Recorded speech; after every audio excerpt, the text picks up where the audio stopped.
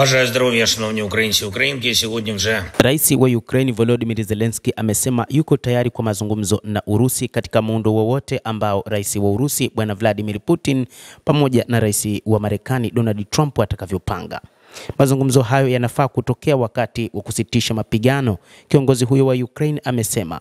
Wachambuzi wa mambo wanasema Zelensky sasa ni kama vile amekata tamaa kutokana na kile ambacho kimeelezwa na rais wa Marekani Donald Trump kwamba kiongozi huyo anapaswa kukubali kuachia baadhi ya maeneo.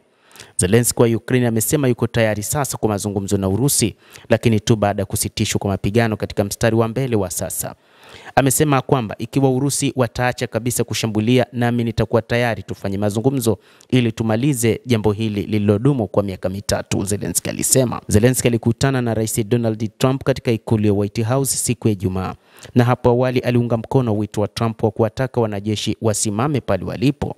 Ndiyo, nakubali, ikiwa tunataka kusimamisha vita hivi na kwenda kwenye mazungumzo ya amani kwa haraka na kwa njia ya diplomasia, tunahitaji kubaki pale tunapokaa, Zelensky aliwaambia Kristen Wilker katika mahojiano ya kipindi cha The Meet the Press cha NBC kilichopeperushwa Jumapili, akiongeza kuwa Kiev haipaswi kusalimisha eneo la ziada kwa Urusi. Kwa maana hiyo, rais huyo wa Ukraine Volodymyr Zelensky amekubali kuachia baadhi ya maeneo katika nchi ya Ukraine. Rais wa Marekani Donald Trump amesema Donbas yote itakuwa chini ya Urusi, lakini baadhi ya maeneo ya Zaporizhzhia yatakuwa chini ya Ukraine. Zelensky alisema hilo halina neno. Amekubali juu ya kuachia maeneo hayo. Alisema zaidi kwamba yuko tayari kwa mazungumzo katika muundo wowote, nchi mbili, pande tatu, lakini mara moja tu baada ya mapigano kusimamishwa. Si chini ya makombora, si chini ya ndege zisizokuwa na rubani, drones, alisema. Alipoulizwa kama atashinikiza kualikwa kwa mkutano wa kilele uliopangwa wa Trump na rais wa Urusi Vladimir Putin huko Budapest, Hungary, niko tayari kushiriki katika mkutano huo. Kiongozi huyo wa Ukraine alithibitisha kuwa Trump hadi sasa amekataa kuipatia Kiev makombora ya masafa marefu ya Tomahawk, jambo ambalo limemvunja moyo, na kusema kwamba kwa hali hiyo Ukraine haiwezi kuendelea na vita, ikizingatiwa kwamba tayari rais huyo wa Marekani alishayakataza mataifa ya magharibi kutumia silaha zao kuzipeleka nchini Ukraine, na hivyo zitumike silaha za Marekani pekee.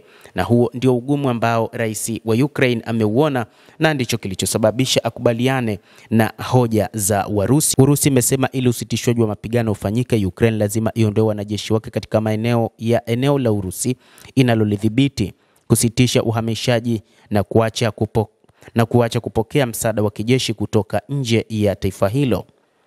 Moscow pia imeitaka Ukraine kutambua mipaka mipya ya Urusi na kuachana na mipango ya kujiunga na NATO. Putin amesema yuko tayari kukutana na Zelensky, lakini baada ya mkataba wa amani kuwa tayari kutiwa saini. Endelea kutufuatilia mtazamaji, na tutaendelea kukufahamisha ni nini kinajiri katika ulimwengu kupitia hapa The World News. Mimi ni Adam Hussein, endelea kuwa nasi wakati wote. Endelea kutufuatilia uweze kuyajua mengi katika ulimwengu.